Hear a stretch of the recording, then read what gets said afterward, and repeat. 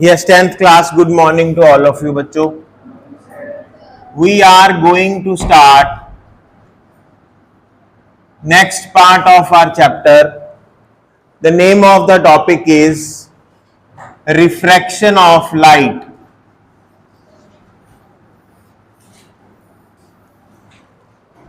क्या नाम है टॉपिक का? Yes, refraction of light. पहले थोड़ा सा लिख लो, write down.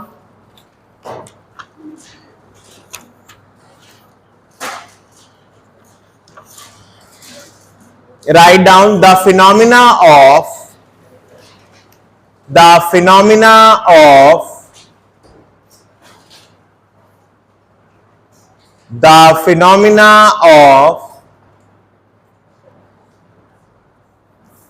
bending of light, the phenomena of bending of light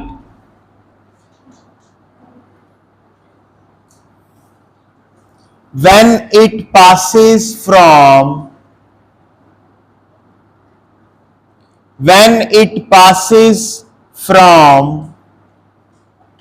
one medium to another, when it passes from one medium to another is called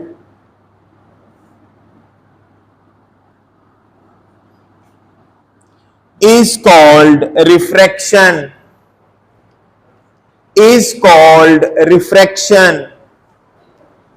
अब सभी बच्चे बोर्ड पे आ जाइए. देखो बेटा, ध्यान से बात को समझना है. रिफ्रैक्शन ऑफ लाइट क्या होती है? देखो, लाइट की जो वेलोसिटी है ना,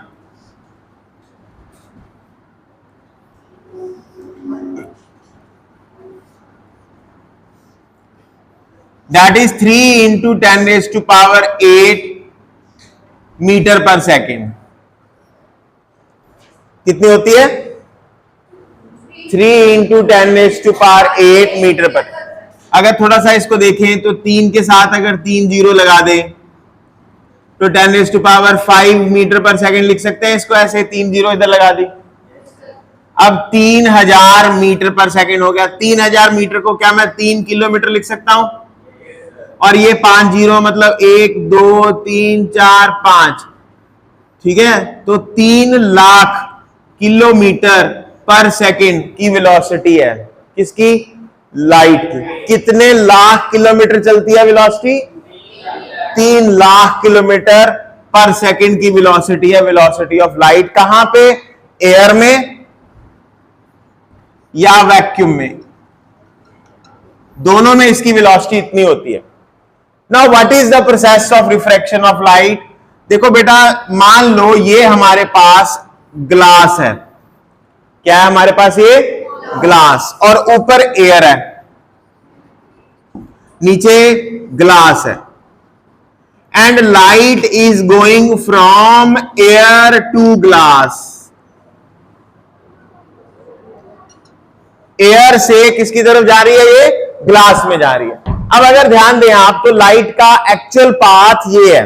ये आ रही है ना लाइट, ये आ रही है लाइट. ऐसा होना चाहिए था लाइट का एक्चुअल पाथ, ऐसे जाना चाहिए था लाइट को. But what happen when ray of light moves from a rarer medium to a denser medium. कौन से मीडियम से? Rarer medium to denser medium. It bends towards the normal. देखो, ये ऐसे जाने की बजाय किस तरफ बेंड कर गई है? इस तरफ बेंड कर गई है, इस तरफ बेंड कर गई है. This bending of light phenomena is called refraction of light. क्या बोला जाता है इसको? रिफ्रैक्शन. अभी थोड़ी देर पहले मैंने एक वर्ड यूज किया था कि एयर जो है वो कौन सा मीडियम है बच्चों? रेयरर मीडियम है. और ग्लास कौन सा मीडियम है बच्चों? Denser medium. अब ये रेयरर और डेंसर का मतलब क्या है? यहां पे वेलोसिटी ऑफ लाइट अगर v1 है, यहां पे वेलोसिटी ऑफ लाइट कितनी हो जाएगी? v2 हो जाएगी. और v2 कम है किससे? v1 से. जहां वेलोसिटी ऑफ लाइट कम हो जाती है बच्चों, जिस मीडियम में वेलोसिटी ऑफ लाइट कम हो जाती है, वो मीडियम उससे पहले वाले मीडियम से क्या होता है बच्चों? डेंसर होता है. कौन सा मीडियम होता है? डेंसर होता है। आप इसको डेंसिटी जरूर समझ रहे होंगे कि गाढ़ापन, कि ग्लास ज्यादा गाढ़ा होता है एयर से, वो मास डेंसिटी होती है। हम बात कौन सी डेंसिटी की कर रहे हैं? ऑप्टिकल डेंसिटी की बात कर रहे हैं। किस डेंसिटी की? ऑप्टिकल डेंसिटी की बात। ऑप्टिकली डेंसर मीडियम है ये ऑप्टिकली रेयरर मीडियम है। क्यों रेयरर? क्यों है कि यहां पे जो वेलोसिटी ऑफ लाइट है, अगर वो v1 है तो डेंसर मीडियम में वेलोसिटी ऑफ लाइट कम हो जाएगी, तो v2 is less than v1। Velocity of light से आप पता कर सकते हैं कौन सा मीडियम डेंसर है, कौन सा मीडियम रेयरर है। बच्चों समझ आ गई सबको बात? तो मेरे साथ आप लाइन बोलेंगे, when a ray of light moves from rarer medium to denser medium, it bends towards the normal. It bends towards the normal वाली बात याद रखनी है। इसका मतलब देखो, ये वाला एंगल अगर मैं एंगल आई बोल रहा हूं, एंगल आई कौन कौन से लाइंस के बीच में है? ये जो रे आ रही है इसको बोला जाता है इंसिडेंट रे। कौन सी रे बच्चों? Incident ray. ये जो लाइन है इस लाइन को बोला जाता है normal. It is not a ray, it is normal line, normal. और जो ये वाली लाइन है, ये वाली जो बेंड करने के बाद इधर चली गई है, दिस इज कॉल्ड रिफ्रैक्टेड रे। कौन सी रे बच्चों? अब इंसिडेंट रे और नॉर्मल के बीच का जो एंगल आई है, this angle is called angle of incidence. क्या बोला जाता है इसको? आई को एंगल ऑफ इंसिडेंस। और जो ये वाला एंगल है, ये रिफ्रैक्टेड रे और नॉर्मल के बीच का एंगल है, ये जो आर, इसको बोला जाता है एंगल ऑफ रिफ्रैक्शन। क्या बोला जाता है इसको?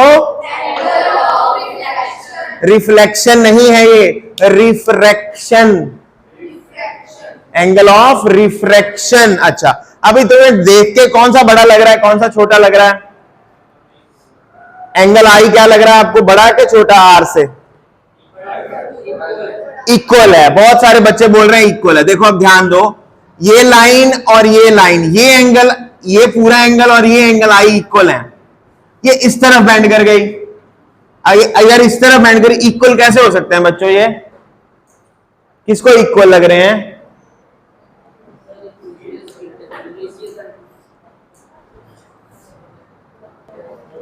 यस स्टूडेंट्स, बताओ बेटा कौन सा एंगल बड़ा है इन दोनों में से? एंगल आई बड़ा है, एंगल आर क्या है? छोटा। तो एंगल आई बड़ा है एंगल आर से, याद रखना ये बात दिमाग में अपने, क्योंकि इस तरफ बेंड किया है ना, ये इस तरफ बेंड किया तो एंगल छोटा हो गया, छोटा। एंगल आई, ये पूरा एंगल आई था इसके इक्वल। देखो ये दो लाइनें क्रॉस कर रही हैं, ये वर्टिकली ऑपोजिट एंगल बनते हैं, तो ये वाला एंगल इसके बराबर, लेकिन क्योंकि इस तरफ बेंड कर गया है तो आर आई से क्या हो गया? छोटा हो गया। चलो अब एक बात समझ आ गई आपको, अब दूसरा करते हैं। देखो अब मान लो बच्चों,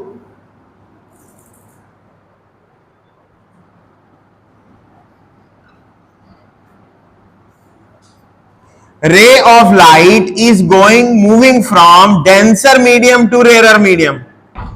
कौन से मीडियम से कौन से मीडियम की तरफ जा रही है? Denser to rare. अब देखो, अब रे ऑफ लाइट को कैसे जाना चाहिए था? ऐसे जाना चाहिए था, बिल्कुल सीधी। अगर कुछ मीडियम चेंज ना होता तो लाइट बिल्कुल सीधा जाती है ऐसे, लेकिन because you are going from denser to rare medium, it will bend away from the normal. क्या हो गई? ये अवे बेंड हो गई है उससे। अब ये एंगल आई है और ये पूरा एंगल क्या बन गया? आर बन गया। डैश से रिप्रेजेंट कर रहा हूं मैं। अब बताओ कौन सा बड़ा है, कौन सा छोटा है? एंगल आर बड़ा है, एंगल आई क्या है? छोटा। अब अंदर वेलोसिटी v2 है, ऊपर वेलोसिटी v1 है, यानी when a ray of light is going from a medium जहां वेलोसिटी कम है टू अ मीडियम जहां वेलोसिटी ज्यादा है, तो it bends away from the normal. अब मेरे साथ बोलेंगे, when a ray of light moves from denser medium to rarer medium, it bends away from the normal. यहां अवे है, यहां क्या आएगा? towards the normal. यहां क्या आएगा? यहां क्या आएगा? away from. ठीक है, तो ये लाइन वीडियो देख के इस लाइन को कॉपीज में नोट कर लेना है बाद में। ओके, हो जाएगा। आगे चलते हैं। अब ये हमने refraction phenomena we have discussed this phenomena. The main reason for refraction is change in velocity. What is the main reason for the change in the path? It is change in velocity. Velocity बदल जाती है तो path change हो जाता है। तो ये दिमाग में अपने रखना। The cause of refraction is the change in velocity of light when it enters from one medium to another medium. ठीक है, एंगल आई, एंगल आर, ये सारी बातें आपको पता होनी चाहिए। क्या ये सारा कॉन्सेप्ट आपको समझ आ गया? इसको फटाफट अपनी डायग्राम बनाइए, फिर आगे चलते हैं। जल्दी करिए फटाफट। Yes everyone, now listen carefully. देखो क्या हो रहा है तुम्हारे साथ। क्या आप ये पानी देख रहे हैं? Are you able to see the water?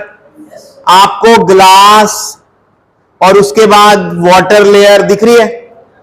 इस सबसे ऊपर वाली लेयर को बोलते हैं लिक्विड अपर लेयर। सबसे ऊपर वाली लिक्विड फिल्म बोला जाता है इसको, सरफेस फिल्म। क्या बोला जाता है इसको? तब मैं क्या कर रहा हूं, देखो ध्यान से। मैं इस पानी में इस पेन को अंदर डाल रहा हूं, तो बताना मुझे क्या हुआ। आपको क्या दिख रहा है? बताओ क्या दिख रहा है आपको? है ना, बेंड लग रहा है ना आपको। तो इसका क्या कारण है ये थोड़ी देर में हम पढ़ेंगे। बेंडिंग ऑफ पेन दिख रहा है आपको? ऐसे लग रहा है पेन थोड़ा की पोजीशन थोड़ी चेंज हो गई है अंदर इनसाइड, है ना। देख रहे हैं, ध्यान दे रहे हैं सभी बच्चे? तो ये चीज आप लोगों को बेटा इसका क्या कारण है, why there is a bending of pen, ये जैसे बेंड सा हो गया है, क्यों हो गया ये हम इसका कॉज पता करेंगे थोड़ी देर में। अच्छा, एक बात और करते हैं। अगर मैं इसमें इसके अंदर देखता हूं ना, नीचे वाला बेस देखता हूं, इसके भी पानी के अंदर नीचे वाला पानी का बेस देखता हूं, तो जो बच्चे स्विमिंग करते हैं उनको पता होगा ये चीज। ये बेस थोड़ा सा ऊपर को दिख रहा है मुझे। क्या दिख रहा है? थोड़ा सा ऊपर को लगा, ऐसे लग रहा है थोड़ा उठ गया है ये मेरे हाथ से, थोड़ा ऊपर को लग रहा है। तो उसका क्या कारण है वो भी चेक करेंगे। ठीक है, ये छोटे छोटे कारण जो है, छोटे छोटे फिनोमिना जो हैं, ये अभी थोड़ी देर में हम डिस्कस करने जा रहे हैं, तो इसीलिए मैंने तुम्हें पहले बता दिया। बात करते हैं आगे बच्चों। अब सबसे पहले refraction of light, right down लिखो, laws of refraction. Laws of refraction लिखने जा रहे हैं हम। लॉज ऑफ रिफ्रैक्शन, पहला लॉ लिखें, लॉज ऑफ रिफ्रैक्शन करने जा रहे हैं। पहले समझेंगे बेटा फिर लिखेंगे। सभी बच्चे ध्यान देंगे बोर्ड पे। 2 मिनट रुक जाओ। पहला लॉ करने जा रहे हैं, मेरे साथ साथ बोलिए। Incident ray, normal and refractive ray, refracted ray, all lie in same plane। मतलब ये वही लॉ आ गया जो पहले किया था लॉज ऑफ रिफ्लेक्शन में, बस यहां रिफ्लेक्टेड रे होता था। वहां पे क्या होता था? यहां पे reflected ray. Incident ray, normal रे नहीं बोलना, कई बच्चे नॉर्मल रे बोल देते हैं। Normal is a line, it is not a ray. Incident ray, normal, refracted ray, all lie in same plane. इसका मतलब ये सभी एक ही प्लेन में लाई कर रही हैं। ये वाली लाइन, ये वाली लाइन और ये वाली लाइन इसी प्लेन में है ये सारी। All lie in same plane. ठीक है भाई, पता लग गया सबको? आगे चलते हैं बच्चों। सेकेंड लॉ थोड़ा ध्यान से समझना। वेलोसिटी इन द मीडियम 1 और वेलोसिटी इन द मीडियम 2 की जो रेशियो है, हम कौन से मीडियम से कौन से मीडियम में जा रहे हैं? रेयरर से डेंसर मीडियम में जा रहे हैं। या ऐसे भी कह सकते हैं मीडियम नंबर 1 से मीडियम नंबर 2 में जा रहे हैं। तो मीडियम नंबर 1 में वेलोसिटी की वैल्यू कितनी थी? वेलोसिटी ऑफ लाइट की v1। मीडियम नंबर 2 में वेलोसिटी ऑफ लाइट की वैल्यू कितनी थी? v2। इसकी जो रेशियो होती है ना, ratio of the velocities of the first medium to the velocities in second medium, ये जो रेशियो है, it is a constant. Ratio क्या है बच्चों? कांस्टेंट है रेशो। ये इस कांस्टेंट का नाम है रिफ्रैक्टिव इंडेक्स। क्या नाम है इसका? अब मेरे साथ साथ बोलना है, the ratio of velocity in the first medium to the velocity in second medium is a constant called refractive index। ठीक है, इस रेशो के को कांस्टेंट बोलते हैं और उस कांस्टेंट का क्या नाम है? Refractive index. रिफ्रैक्टिव इंडेक्स को म्यू से +2 में डिनोट करेंगे आप। अभी आप एन से डिनोट करेंगे इसको। किससे डिनोट करेंगे? एन से। So n is equal to V1 over V2। अब n को भी बोलने का एक तरीका है, ध्यान देना, सभी ने गड़बड़ हो जाएगी अगर ध्यान नहीं दोगे आप सभी बच्चे। n is called refractive index. अब n को बोलना कैसे है, किस तरह से रिफ्रैक्टिव इंडेक्स को बोला जाता है, इस पे ध्यान देना। अभी हम कौन से मीडियम से कौन से मीडियम में जा रहे हैं बच्चों? 1 से 2 में। कौन से मीडियम से कौन से मीडियम में जा रहे हैं? 1 से 2। तो इसको बोला जाता है, मेरे साथ साथ बोलना है, refractive index of medium 2 with respect to medium 1। मतलब 2 में जा रहे हैं, कहां से आ रहे हैं? 1 से आ रहे हैं, 1 to 2 जा रहे हैं, तो बोलेंगे रिफ्रैक्टिव इंडेक्स ऑफ 2, बोलो, विद रिस्पेक्ट टू 1। ठीक है, मतलब वेलोसिटी ऑफ लाइट 1 ऊपर आएगी, 2 नीचे आएगा। ठीक है, ये 1 वाला ऊपर, 2 वाला नीचे। अब थोड़ा सा उल्टा करते हैं इस बात को। मान लो बच्चों, हम लोग अब इस मीडियम से इस मीडियम में जा रहे हैं। ये मीडियम 2 है, ये मीडियम 1 है। यहां वेलोसिटी ऑफ लाइट 2 है, यहां वेलोसिटी ऑफ लाइट क्या है? 1 है। अब हम कौन से मीडियम से कौन से मीडियम में जा रहे हैं बेटा? 2 to 1। तो हम बोलेंगे रिफ्रैक्टिव इंडेक्स ऑफ 1, बोलो, विद रिस्पेक्ट टू 2। कहां से कहां जा रहे हैं हम? कौन से मीडियम से कौन से मीडियम में? 2 से 1 की तरफ, 2 से 1 की तरफ। यहां कौन सी वेलोसिटी आएगी? यहां कौन सी वेलोसिटी आएगी, बोलो? शाबाश, V2 ऊपर आएगी, V1 कहां आएगी? नीचे आएगी। तो ये बच्चों आपने अभी इसको याद करना है। ये मैंने दोनों लॉज आपको बता दिए, रिफ्रैक्टिव इंडेक्स को बोलते कैसे हैं आपको बता दिया। ठीक है, इसको बात कैसे करनी है रिफ्रैक्टिव इंडेक्स के बारे में। अब रिफ्रैक्टिव इंडेक्स हमें बताता क्या है, ध्यान से सुनना मेरी बात। कोई मीडियम कितना ज्यादा डेंस है, क्या? कोई मीडियम कितना ज्यादा डेंस है, वो उसके रिफ्रैक्टिव इंडेक्स से पता लगेगा। जैसे एक सिंपल सी बात बताता हूं, जो refractive index of water with respect to air है ना, उसकी वैल्यू 1.3 है। मतलब जब एयर से वाटर में जाते हैं तो रिफ्रैक्टिव इंडेक्स की वैल्यू कितनी आती है? 1.3। और जब एयर से ग्लास में जाते हैं तो उसकी वैल्यू 1.5 आती है। तो बताओ, इन दोनों वाटर और ग्लास की अगर बात की जाए, कौन सा डेंसर है? ग्लास। कौन सा डेंसर है? क्योंकि रिफ्रैक्टिव इंडेक्स की वैल्यू क्या आ रही है, इसमें ज्यादा आ रही है। और refractive index of diamond with respect to air 2.4 के करीब होता है। तो डायमंड का रिफ्रैक्टिव इंडेक्स बहुत ज्यादा है, मतलब वो सबसे ज्यादा क्या है? डेंसर। क्या होगा? डेंसर। मतलब वहां वेलोसिटी ऑफ लाइट और कम हो जाएगी जाके। ठीक है, क्या हो जाएगी? और ज्यादा क्या हो जाएगी? वहां जाके कम हो जाएगी। तो ये थोड़ा सा आपको समझना है चीज को। ठीक है, तो ये बच्चों रिफ्रैक्शन ऑफ लाइट के बारे में हमें कुछ कुछ पता लग गया है। एक मैंने आपको डायग्राम या फिगर जो भी है पानी में स्टिक डाल के दिखाई, वो स्टिक चेंज हो गई, डिफरेंट लगने लग गई। तो ऐसा क्यों होता है इसके बारे में भी हम पढ़ेंगे, बट सबसे पहले you should know what is refraction of light.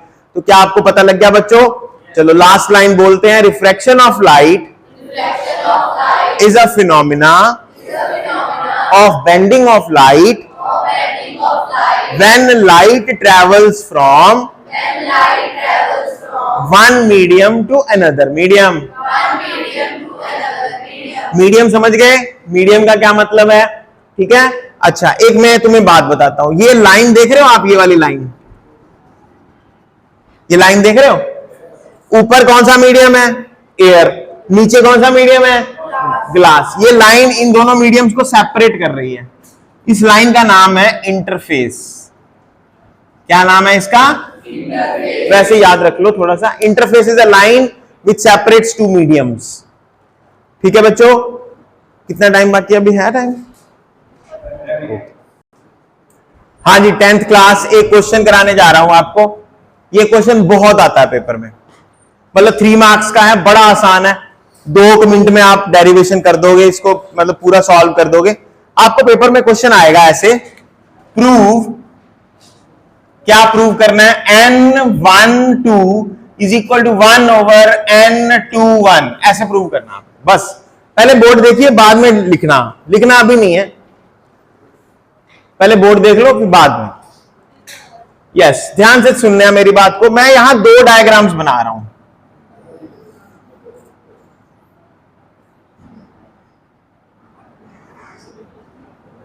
इधर से रे आ रही है बच्चों, ये एंगल आई है, अंदर चली गई, ये एंगल आ रहा है। फिर मैंने क्या किया, यहां पे ना मिरर रख लिया। क्या रख लिया? मिरर रख लिया। तो ये रे आई, टकरा के बिल्कुल उसी पाथ पे वापस चली गई। कहने का मतलब जब ये वापस जाएगी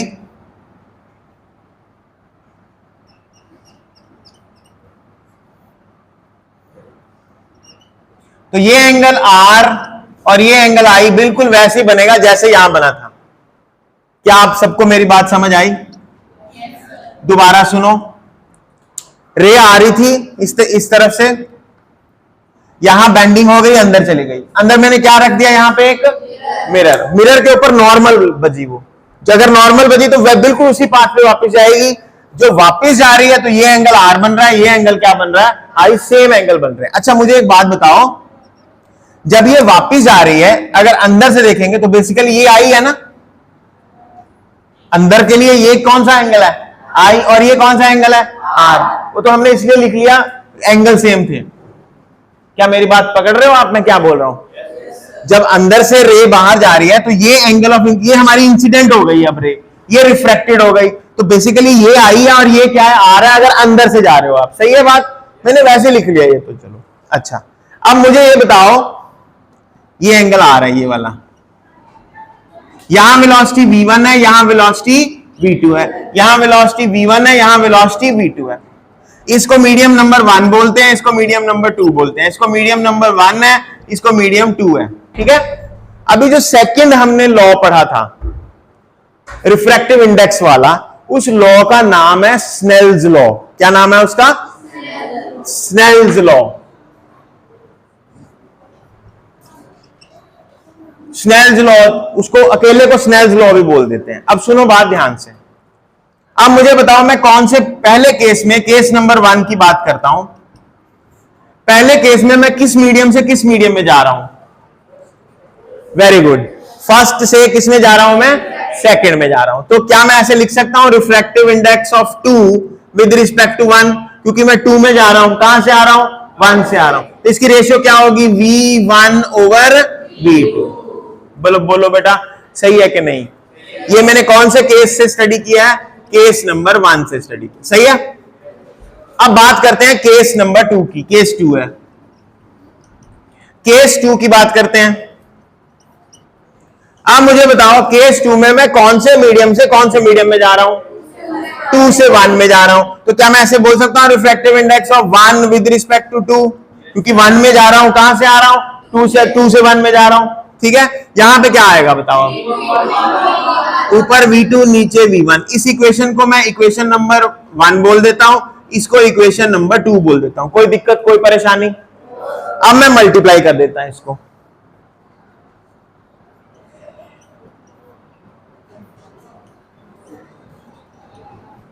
मतलब ये दोनों मल्टीप्लाई होंगे और ये दोनों मल्टीप्लाई होंगे। इसको इससे मल्टीप्लाई करोगे, क्या आएगा? 1n2 into 2n1 is equal to, इधर क्या आएगा? v1 ओवर v2 इंटू ऊपर क्या बन जाएगा? v2 over v1। देखो v1 से v1 कट गया, v2 से v2 करके आंसर क्या आ गया इधर? तो यहां बन गया 1n2 इंटू 2n1 इज 1। अगर मैं इसको उठा के नीचे ले जाऊं, इसको या इसको उठा के नीचे ले जाऊं, इसको उठा के नीचे ले जाऊं, बिल्कुल, तो क्या बन जाएगी हमारे पास फॉर्मूला, क्या बन जाएगा, 1n2 is equal to 1/n2 बच्चों क्या ये बात सही है? समझ आ गया? ये डेरिवेशन आपको 3 मार्क्स में आ सकती है बच्चों, इसको प्रिपेयर कर लो अच्छे से, ठीक है, 3 मार्क्स का क्वेश्चन है ये। देखो बेटा इसके साथ एक कॉन्सेप्ट है छोटा सा, फिर आप लिख लेना। मान लो आपको ऐसे आ जाए, refractive index of water with respect to air दिया हुआ है आपको 4/3, क्या दिया हुआ है?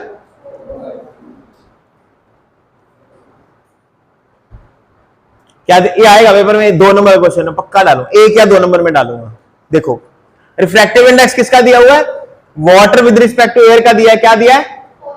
और मैंने पूछ लिया refractive index of air with respect to water, मतलब ये उल्टा दिया, ये ऊपर ले गया, ये नीचे ले गया, ये पूछ लिया, बिल्कुल सही आंसर क्या आ जाएगा? 1-1 मिनट का क्वेश्चन है, अगर ध्यान से सुनोगे। यही नहीं आता होता कि कैसे करें। अब दूसरा क्वेश्चन मैं ऐसे डाल दूंगा, refractive index of glass with respect to air is 3/2, what is refractive index of air with respect to glass? It will be 2/2। ये क्वेश्चन और ये क्वेश्चन 1-1 नंबर का, ये आ जाएगी 3 नंबर की। कितने नंबर बन गए? 5 पक्के पे हैं बेटा, चकने हैं तुसी बस। ओके, ये पक्का कर लो अच्छे से, कंसेप्ट बना लो फटाफट, उसके बाद नीचे चले जाना। थैंक यू वेरी मच, इतना ही करेंगे आज बस।